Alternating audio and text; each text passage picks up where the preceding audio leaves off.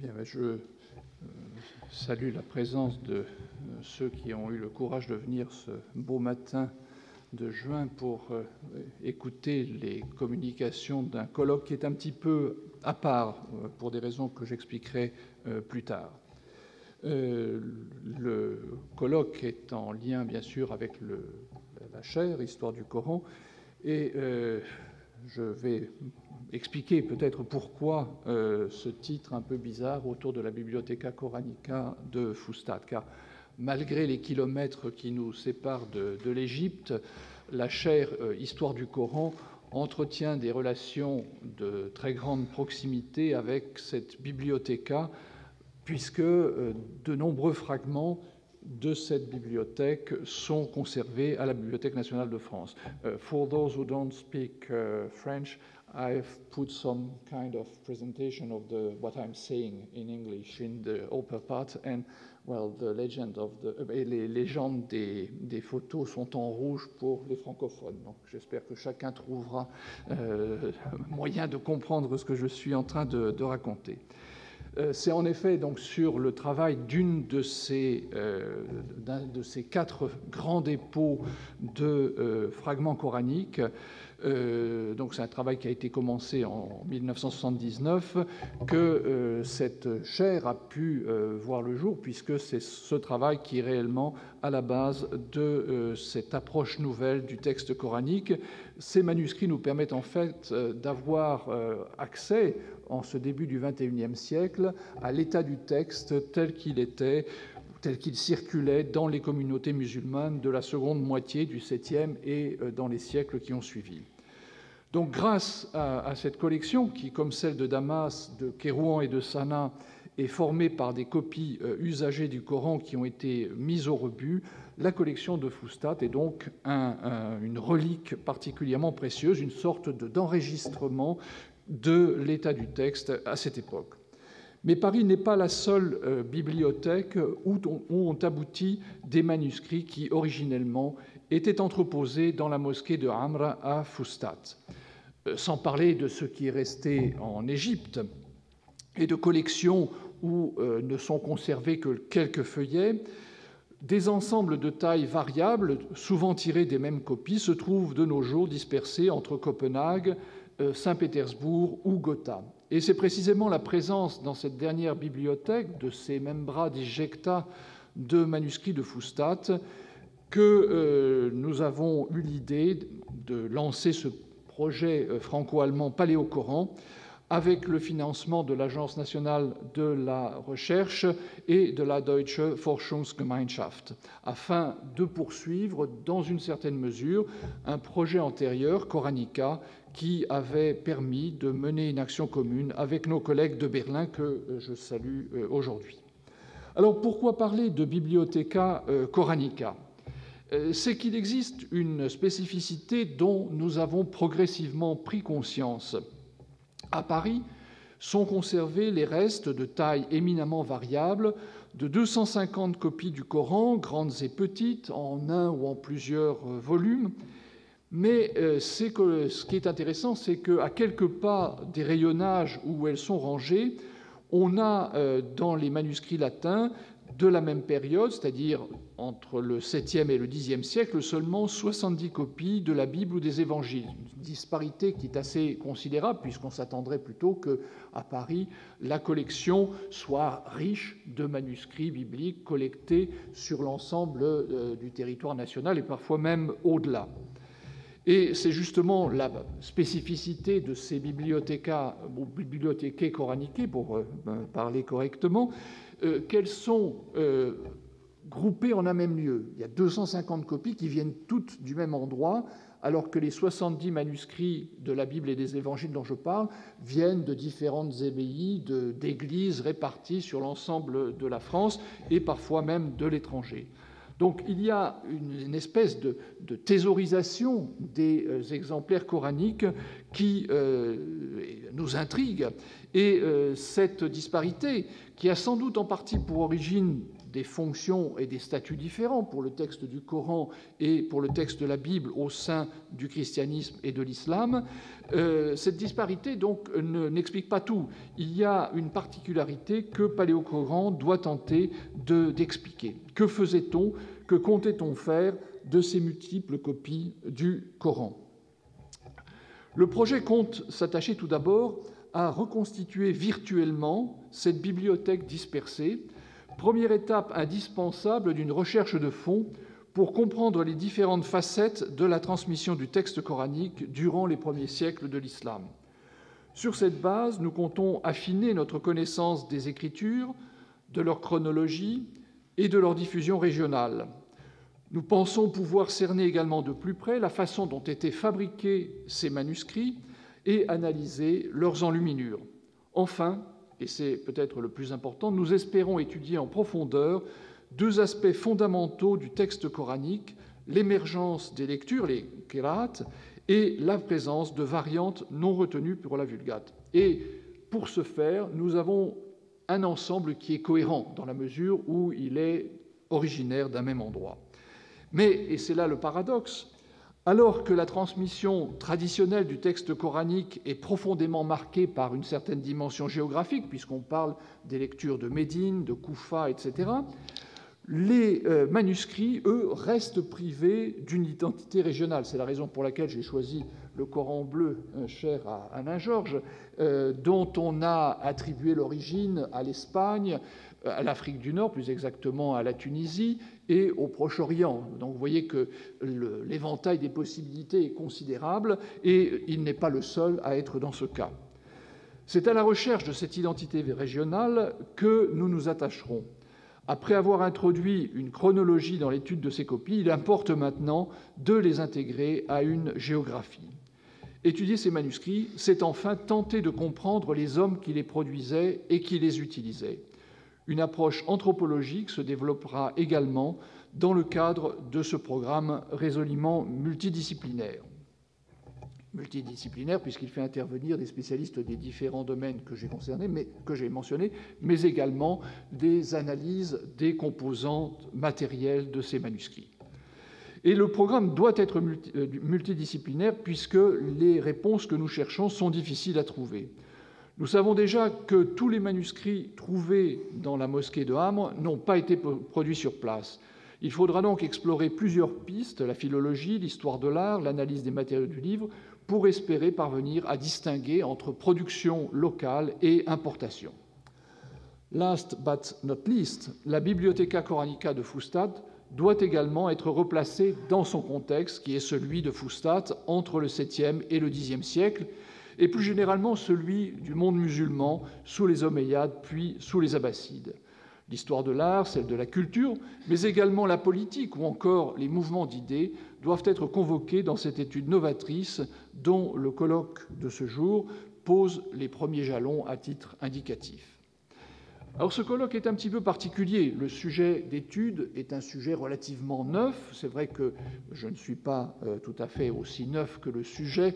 J'ai déjà quelques années en travaillant sur ce sujet, mais comme vous le verrez, beaucoup des intervenants sont d'une nouvelle génération de chercheurs que je salue aujourd'hui, puisqu'ils vont permettre de poursuivre l'effort que nous entreprenons aujourd'hui et de le développer dans un cadre qu'il faudra justement définir. Je vais maintenant passer la parole un instant à Michel Marx, qui, du côté berlinois, est le coordinateur de Paléocoran. Et après cela, donc, je demanderai à Jean-Michel Mouton de venir présider la première partie de cette séance.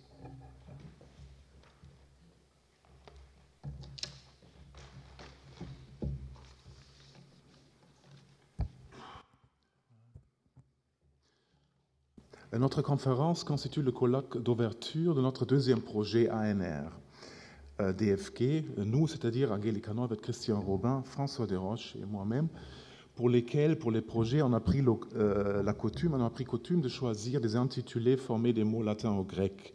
Coranica, le projet antécédent, du contexte au texte, aussi pour marquer par cette nomenclature l'ancrage de nos projets dans le monde européen.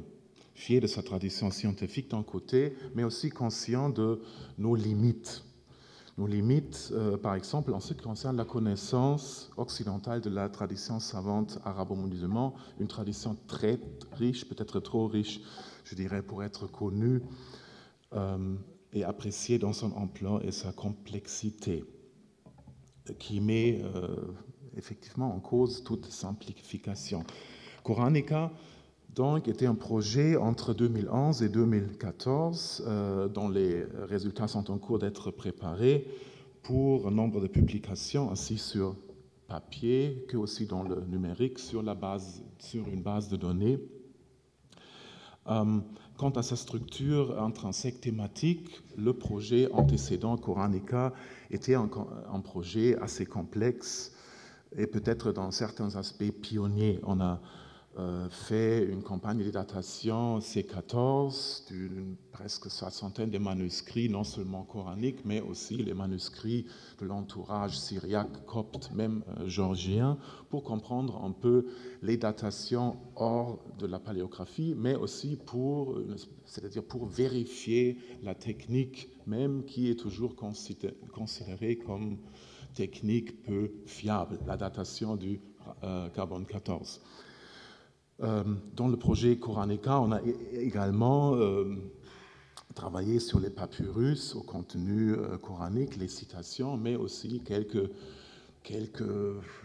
papyrus éparpillés avec du texte coranique pur, et on se posait la question, est-ce qu'il y avait aussi des codex sur papyrus? On n'a pas trouvé de réponse jusqu'à maintenant. Ce qu'on a sont des fragments, donc plutôt c'était le parchemin, le premier support pour faire des codex. On n'a pas de traces d'un vrai codex en papyrus. À part d'autres questions dans le projet Koranica qui était ancré toujours sur la question de évidence matérielle. Aussi, pour ce qui concerne le lexique coranique, là, on a fait des études étymologiques pour les termes comme mihrab, zakat, salat, mais aussi d'autres qui sont communs en lexique, attestés dans les inscriptions du 5e, 6e siècle, c'est-à-dire quelques décennies ou quelques siècles avant l'islam, et bizarrement, dans notre domaine, dans l'étude du Coran, on a fait rarement référence à ce corpus des inscriptions matérielles. Bizarrement, comme les disciplines sont séparées, ils ne se parlent pratiquement pas l'un avec les autres. C'était un peu ça l'idée de Koranica, de créer des ponts, mais aussi de former des gens qui puissent, dans l'avenir, combiner les deux approches. Paléo-Coran étant une extension, un prolongement de Koranica. Ici, c'est notamment intéressant de signaler qu'on a créé une série auprès de Brill qui va démarrer bientôt, qui s'appelle Documenta Koranica, là aussi en nom latin, pour créer une série des éditions facsimilées avec non seulement l'image en photo du manuscrit, mais aussi une translittération qui tient compte du texte tel qu'il apparaît dans le manuscrit. Voilà. La thématique du Paléo-Coran a été déjà présentée par M. Desroches. Un collègue a publié un livre récemment où il utilise le mot paléo-islam pour la première phase de la communauté musulmane. Je trouve ça moins réussi comme métaphore avec la syllabe ou les deux syllabes paléo. On évoque un peu les études préhistoire, les dinosaures peut-être. Je trouve ça moins réussi avec un nom abstrait comme une religion. Je trouve ça relativement bien réussi pour l'évidence matérielle. Comme nous l'avons fait, le nom a été choisi grâce à une discussion avec Christian Robin, et c'est aussi l'idée de recueillir, d'utiliser l'évidence matérielle pour comprendre l'histoire du texte. C'est l'histoire du texte qui intéresse actuellement deux projets en cours à Berlin mais aussi à Paris. À Berlin, c'est notre section à l'Académie de sciences, Corpus Coranicum, qui fait dans son volet de l'histoire du texte la collecte des qira'at, des variations de lecture, ce qu'on considère la tradition orale, en les comparant avec l'évidence manuscrite. Alors dans ce volet-là, parce qu'il est intéressant de signaler qu'aucun des manuscrits du 1er siècle contient la notation, la variation exacte des 7 variations telles que nous les connaissons à partir du Xe siècle, formées et canonisées par le savant bagdadien Ibn Mujahid. Donc là, il y a beaucoup de choses à exploiter. L'histoire du texte, l'histoire du Coran est un sujet qui, je ne dirais pas à la mode, mais un sujet qui aussi provoque beaucoup de questions. Souvent, quand on parle avec un auditoire plus large, le constat que la tradition savante musulmane se soit occupée de l'héritage manuscrit si peu provoque l'étonnement. C'est-à-dire, on se pose la question pourquoi les savants musulmans n'ont normalement pas touché à cet héritage très riche manuscrit. Il y avait quelques exceptions, mais en général, le support parchemin, le codex, n'a pas été considéré comme le transporteur du texte coranique. On faisait toujours référence à la tradition soi-disant orale. L'autre question qui provoque l'étonnement, c'est le fait que l'histoire du texte ne soit pas été écrite jusqu'à maintenant. Donc on se demande aujourd'hui, à juste titre, pourquoi pendant le 19e siècle, on n'a pas eu des approches en face le texte l'histoire du texte coranique. Et ici, peut-être en conclusion, il faut évoquer l'histoire, pour nous en Occident, le 19e siècle est le siècle de l'histoire de tout. On a historisé les religions et beaucoup d'autres choses.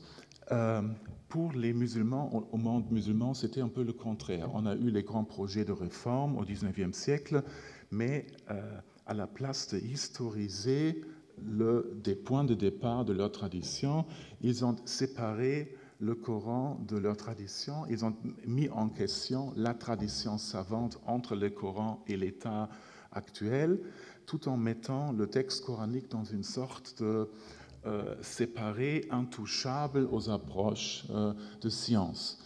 Peut-être cela ne peut pas tout expliquer, mais il signale qu'il y a aussi des particularités du côté de la tradition savante musulmane. Bon, en conclusion de cette ouverture, d'un colloque d'ouverture du projet Parler au Coran, je nous souhaite des rencontres fructueuses. Merci.